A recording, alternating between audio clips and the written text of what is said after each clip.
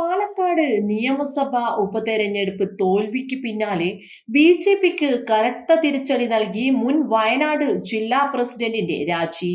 K P. മധുവാണ് സംസ്ഥാന നേതൃത്വത്തിനെതിരെ ഗുരുതരമായ ആരോപണങ്ങൾ ഉന്നയിച്ചുകൊണ്ട് പാർട്ടി വിട്ടിരിക്കുന്നത്.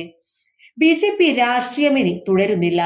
താൻ ബി.ജെ.പിയിൽ ചേർന്നത് തല്ലുപിടിയുണ്ടാക്കാനോ ബഹളമുണ്ടാക്കാനോ ഗ്രൂപ്പ് കളിക്കാനോ തമ്മിൽ തല്ലോനോ അല്ല. ഇതിനൊക്കെയാണെങ്കിൽ ഇവിടെ വേറെ കക്ഷികളുണ്ട്, അവരുടെ കൂടെ പോയാൽ മതിയല്ലോ. ഗ്രൂപ്പ് കളിച്ചും തമ്മിലടിച്ചുമാണ് പാലക്കാട് നശിപ്പിച്ചത് എന്നും പാർട്ടി വിടുന്ന തീരുമാനം പ്രഖ്യാപിച്ചുകൊണ്ട് മധു പറഞ്ഞു. രണ്ട് ഗ്രൂപ്പായി തിരിഞ്ഞുകൊണ്ട് മുന്നോട്ടു പോകാൻ തരത്തിലുള്ള രീതിയിലാണ് കേരളത്തിലെ ബി.ജെ.പി ഉള്ളത്. ഇതിൽ വലിയ അമർഷവും സങ്കടവുമുണ്ട്. പ്രസിഡന്റ് സ്ഥാനത്ത് നിന്ന് നീക്കിയ ശേഷം താൻ അസുഖബാധിതനായിരുന്നു. ആ സമയത്ത് പാർട്ടിയിലെ ആരും തിരിഞ്ഞു നോക്കിയില്ല. സംസ്ഥാന നേതാക്കൾ ആരും തന്നെ ഫോൺ വിളിച്ചു പോലും കാര്യം അന്വേഷിച്ചില്ല. മാറ്റി നിർത്തിയ ശേഷം തീർത്തും അവഗണിക്കുകയായിരുന്നു. പാർട്ടിയിലെ പ്രശ്നങ്ങൾക്ക് കൂടെ സമാധാനം പറയേണ്ട അവസ്ഥ വന്നു. അതിന്റെ ആവശ്യമില്ലാത്തത് കൊണ്ടാണ് പാർട്ടിയുടെ പ്രാഥമിക അംഗത്വത്തിൽ നിന്ന് അടക്കം രാജിവെക്കാൻ തീരുമാനിച്ചത്.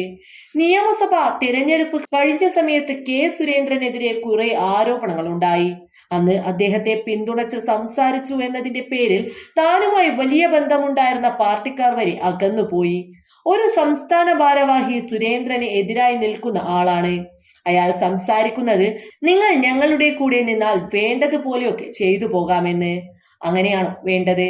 അത്തരത്തിലുള്ള ഒരു പാർട്ടിയല്ല എനിക്ക് വേണ്ടത്. കെ സുരേന്ദ്രനും പി.കെ. കൃഷ്ണദാസും തമ്മിലുള്ള ഗുസ്തിയാണ് ഇവിടെ നടക്കുന്നത്. എം.ടി. രമേശാണ് നമുക്ക് ഒന്നിച്ചു പോകാമെന്ന് പറഞ്ഞത്. ഒരു CPM-കാരൻ വന്ന് സംസാരിച്ചതുപോലെയാണ് എനിക്ക് തോന്നിയത്. അതേസമയം വന്യജീവി ആക്രമണത്തിനെതിരെയുള്ള പ്രതിഷേധത്തിനിടെ പുൽപ്പള്ളിയിലുണ്ടായ സംഘർഷവുമായി ബന്ധപ്പെട്ട പരാമർശത്തെ തുടർന്നായിരുന്നു കെ.പി. മധുവിനെ പാർട്ടി ജില്ലാ പ്രസിഡന്റ് സ്ഥാനത്ത് നിന്ന് നീക്കിയത്. ലോഹയിട്ട ചിലരാണ് പുൽപ്പള്ളിയിൽ സംഘർഷത്തിന് ആഹ്വാനം ചെയ്തതെന്ന പ്രസ്താവന വലിയ വിവാദമാവുകയായിരുന്നു. സ്ഥാനത്ത് നിന്ന് നീക്കി 9 മാസം കഴിഞ്ഞെങ്കിലും പാർട്ടി യാതൊരുവിധ നടപടിയും സ്വീകരിക്കാത്ത പശ്ചാത്തലത്തിൽ കൂടിയാണ് രാജി.